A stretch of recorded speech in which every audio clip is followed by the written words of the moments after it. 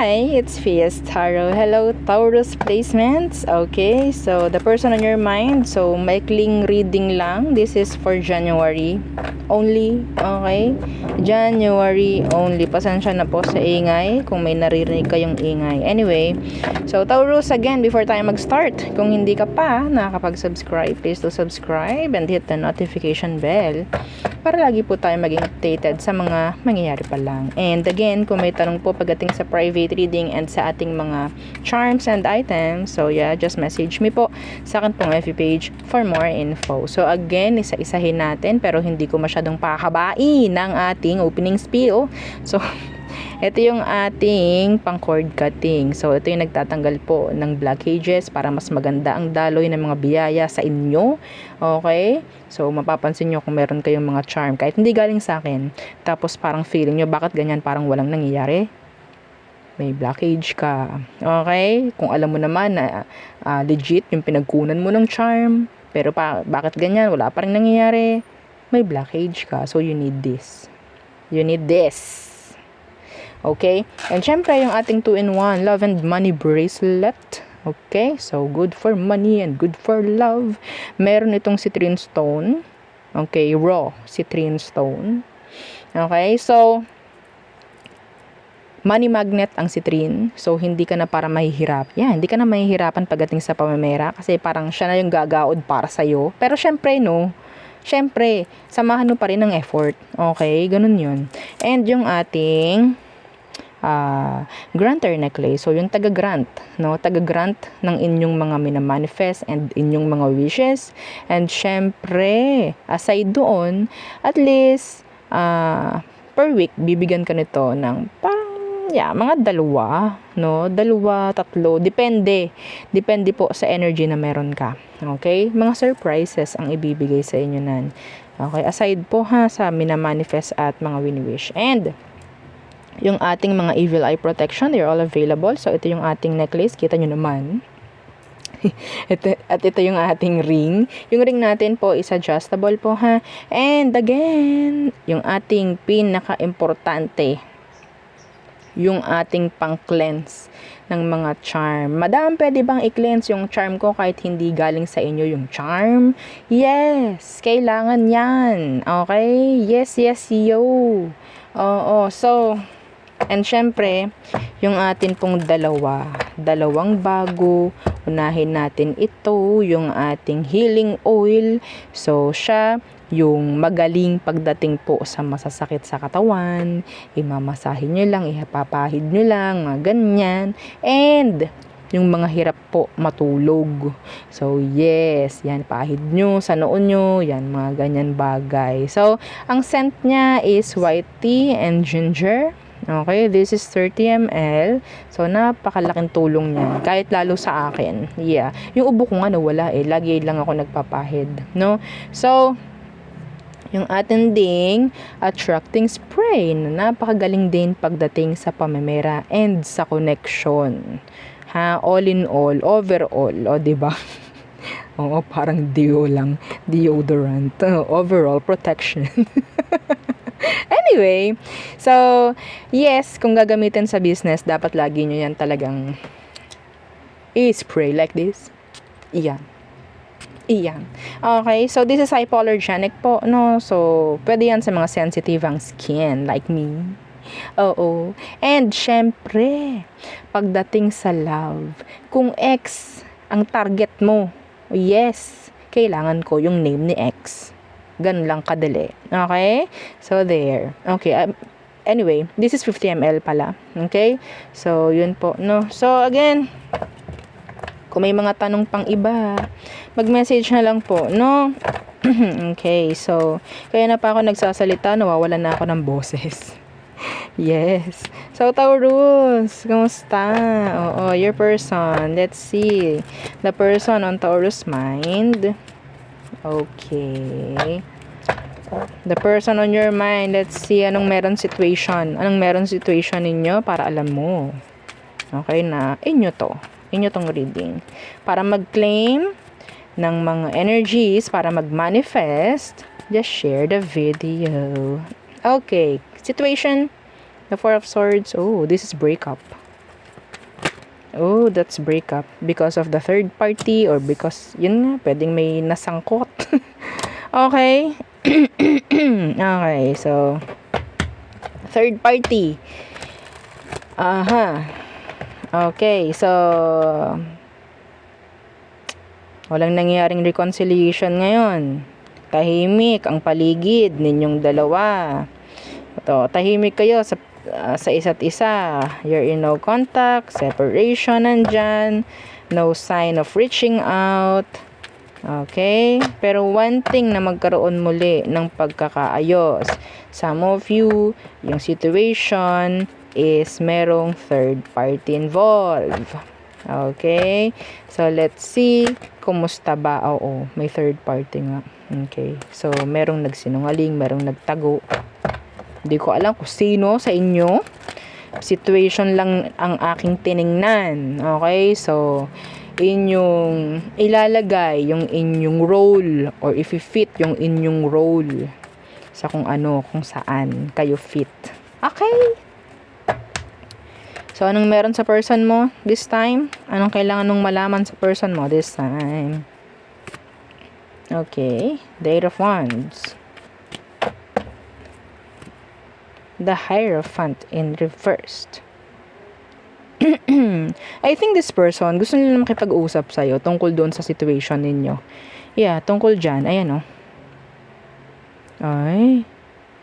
May gumugusto ng pakikipag-ayos or pakikipagbalikan talaga dito. Pwedeng ikaw or pwedeng siya. Yeah. The Ten of Pentacles in reverse. Yeah, this is energy po ng third party. Meron ditong kasal. May kasal dito. So, medyo mabigat. May kasal. Okay. Yung iba rito, pwedeng kasama sa trabaho. O, diba? Kunin nyo lang ha, yung para sa inyo na mensahe. Huwag nyong kukunin lahat kasi pwedeng, yes nga, hindi nga lang naman iisa kayo na nanonood, no? Hindi lang ikaw ang nanonood, marami. Okay, hindi lang ikaw ang Taurus. Kaya kapag may narinig ka na parang hindi fit sa'yo, pwedeng hindi sa'yo yun. Ha? Ganun lang po manood, ha? Okay. Okay. So, may mga solusyon na ginagawa itong taong to ngayon. Mayroon siyang mga ina-actionan pagdating dyan sa situation ninyo sa ngayon. Okay? Anong emosyon niya? Again, this is not timeless. Pang January lang. Okay? So, let's see. Anong emosyon nito sa ngayon? Pagdating sa'yo, Taurus? The Five of Cups in reversed. And the Queen. Oh. The Queen of Wands in reversed. Taurus. Ito didiretsuin kita. Iba sa inyo, ikaw yung third party. Kaya kanya tinalikuran, kaya kanya inalisan. Okay? This is specific. Not for all. Madam, bakit ka nasigaw? Hindi ko rin alam. Hindi ko rin alam. So, emotion. They're moving on. They are moving on. Lalo na nga kung ikaw yung third party, Taurus. If you're the third party, kinakalimutan ka nito. They're moving on from you. Bakit? Anong dahilan? May naririnig akong ganon. Anong dahilan? Nakala ko ba ganto, ganyan? Yan, the Lovers in reverse, they're dropping you. Ang dahilan is gusto niya na magkaayos sila nung asawa niya. Legit asawa. Okay? Wala na pong dahilan, wala na pong ibang rason, yun lang. Pasensya na. At yun ang ating nakikita. And this is direct message. Kung kanino man, kung sino man dyan na nakikinig, direct. This is like a personal reading. Oh my golly. Okay, sige, go. Kung sa tingin ninyo is hindi naman kayo yung third party, they're moving on doon sa third party. Okay? So, may chance na parang inaayos na niya. Gusto na niya na talaga ng pagkakaayos sa situation. Let's see, will they make an action? What is their next action this January? What is their next action for you? Their next action for you? Okay, let's see. The 5 of coins, the 5 of pentacles. So, that is pag-iwan, paglayo, pag-alis. Ha? Ooh. Okay. Yeah. And going talaga doon sa family niya. Ayan, oh. Kukumpletuhin na niya muli. Nakaw. Ayan, oh. May 10 of pentacles in the reverse. Alam niya na gusto na niya talagang ayusin to. Ayan, oh. 9 of swords na naka-reverse. Excuse me. Yeah, the Queen of Swords. Kung ano yung tama. Kung ano yung dapat. Yeah.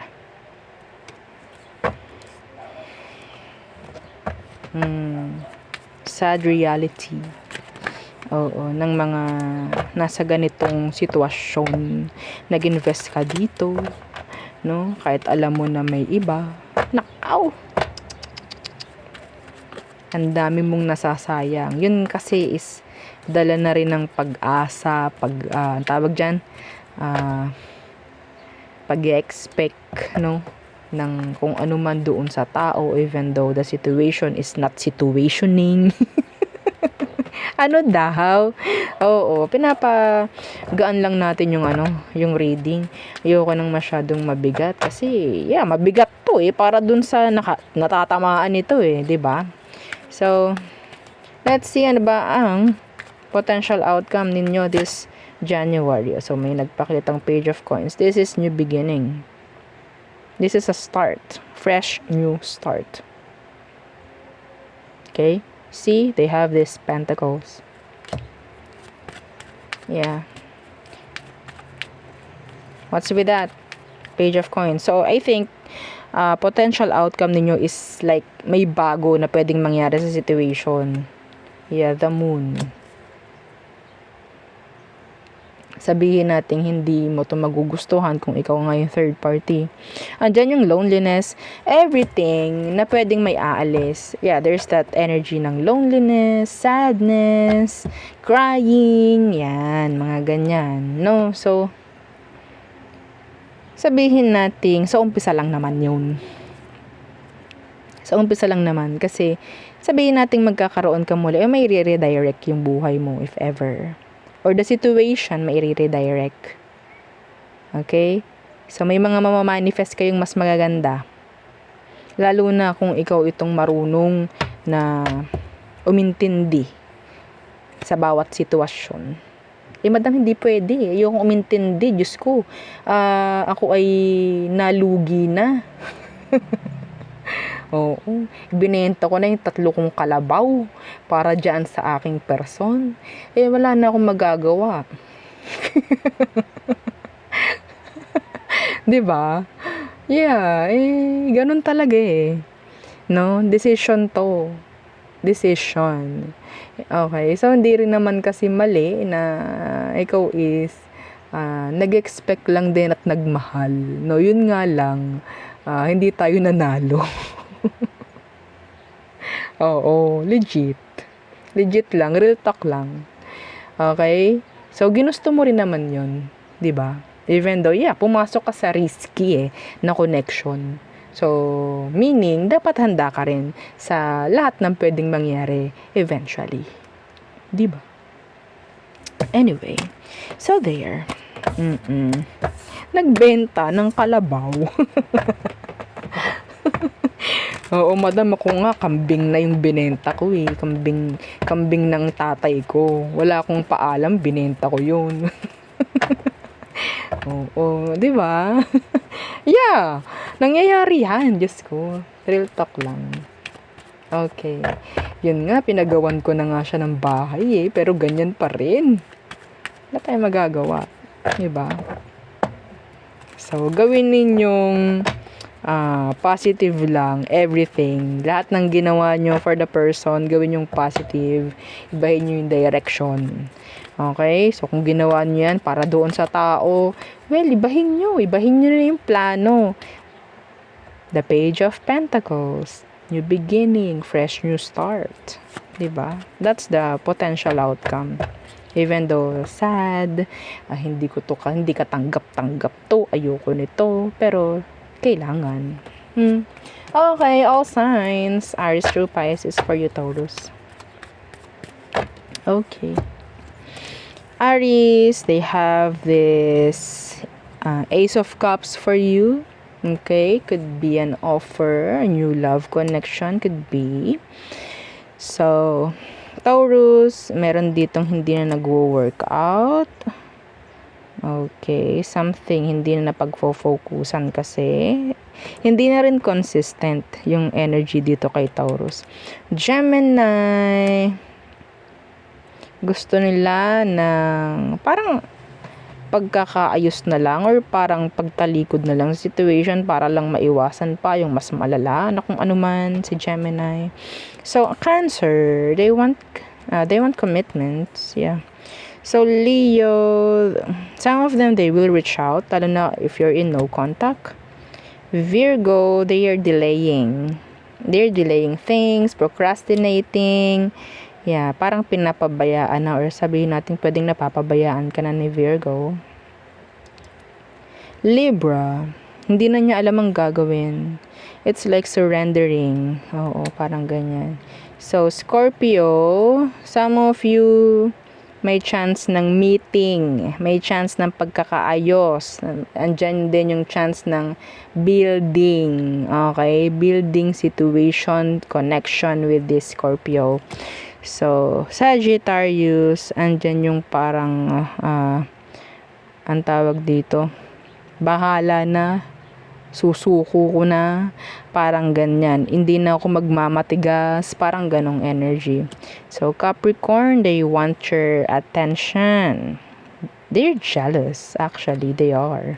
So, Aquarius, they just want peace. They just want happiness. Okay? Kung hindi kayo magkasama nito, kulang. Parang magulo, madilim. Parang ganyan. Ni Aqua. So, Pisces, they're invested, they're waiting, they have a lot of expectations, like big expectations. So, there. Yeah, yun ang aking reading for you, Taurus placements. Again, please don't forget to like, share, and subscribe, and follow our FB page, and yung isa nating YouTube channel na nasa description box below, yung atin pong love letter. Again, thank you. Goodbye.